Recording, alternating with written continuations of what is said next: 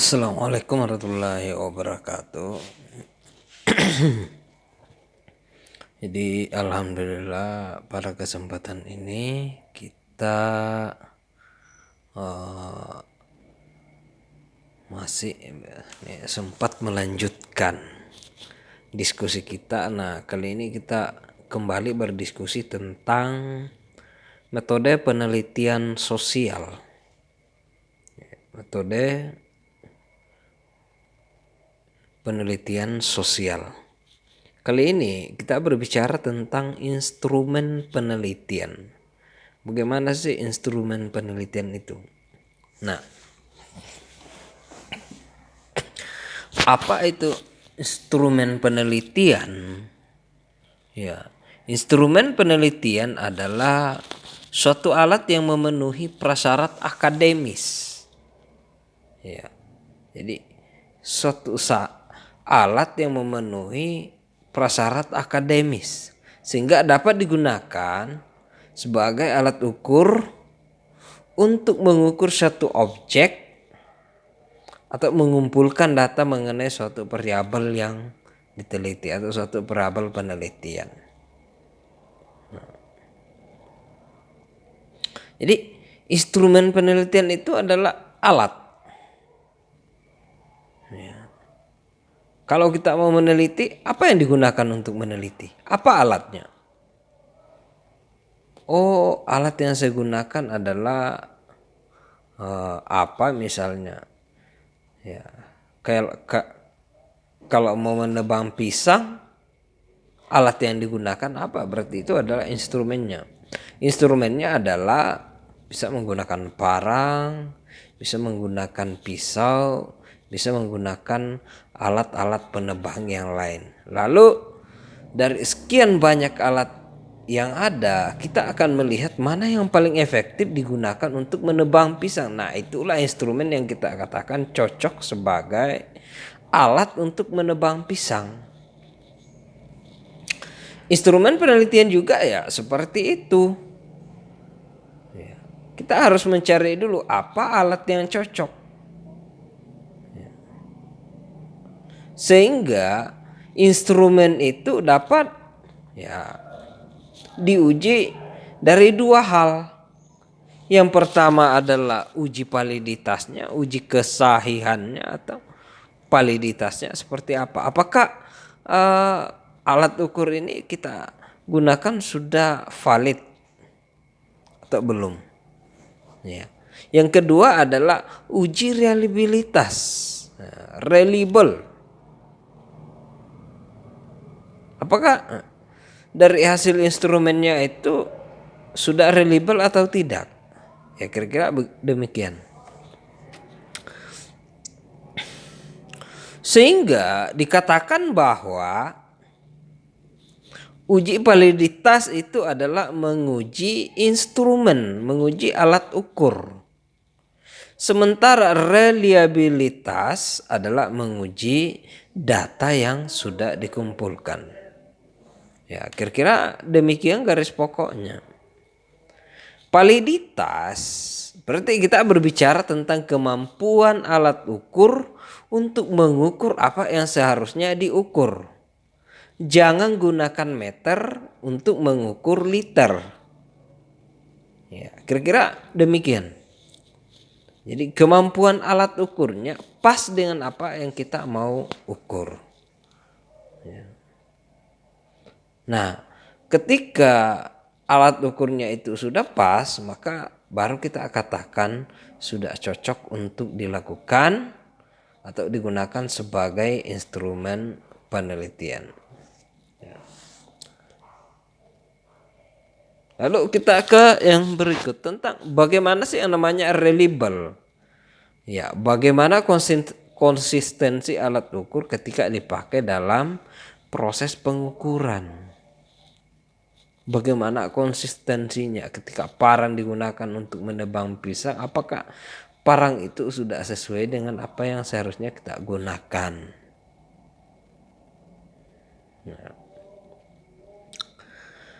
Lalu menyusun instrumen penelitian berarti kita tidak serta-merta sampai kepada titik demikian, tetapi kita harus memulai atau berangkat dari mana dulu. Kita harus melihat dulu variabelnya. Ya. Variabelnya itu apa, nama variabelnya? Maksudnya variabel apakah yang dimaksud? Bisakah variabel itu diukur ataukah tidak bisa? Ya. Jadi variabel, apa variabelnya? Apakah variabel itu bisa kita ukur atau tidak? Yang kedua adalah teori. Ya. Seperti apa konsep yang dibangun tentang variabel itu? Seperti apa konsep yang dibangun tentang variabel itu? Nah, teori itu bersumber dari siapa-siapa saja, makanya kita dibutuhkan sumber referensi yang banyak.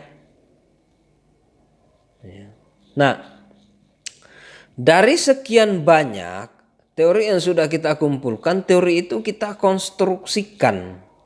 Susun sendiri kalimat atau pernyataan yang menjelaskan tentang variabel yang kita angkat tadi. Jadi dari sekian banyak teori yang kita kumpulkan, lalu teori itu kita konstruksikan. Setelah kita mengkonstruksikan, ya kita menyusun sendiri kalimat atau pernyataan terkait dengan variabel yang sudah kita angkat. Nah, ketika itu sudah kita konstruksikan, maka kita masuk kepada yang namanya definisi konseptual. Ya. Definisi konseptual itu sebenarnya disatukan saja dengan konstruksi teori. Konstruksi teoritis itu sama dengan definisi konsepsional. Ya. Nah, setelah kita berhasil menyusun definisi konsepsional itu, maka kita bergeser kepada definisi operasional variabel. Ya. Kurang lebihnya sama dengan menyusun konseptual, tetapi di sini sudah termasuk bagaimana cara mengukur. Jadi sudah masuk di situ bagaimana cara mengukur.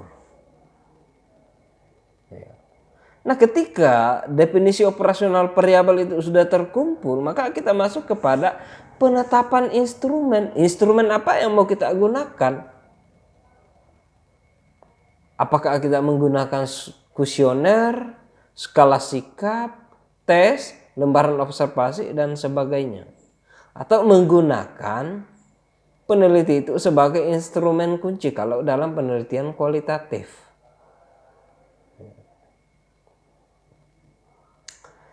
Sehingga instrumen penelitian itu sudah bisa kita susun kisi-kisi instrumennya seperti apa.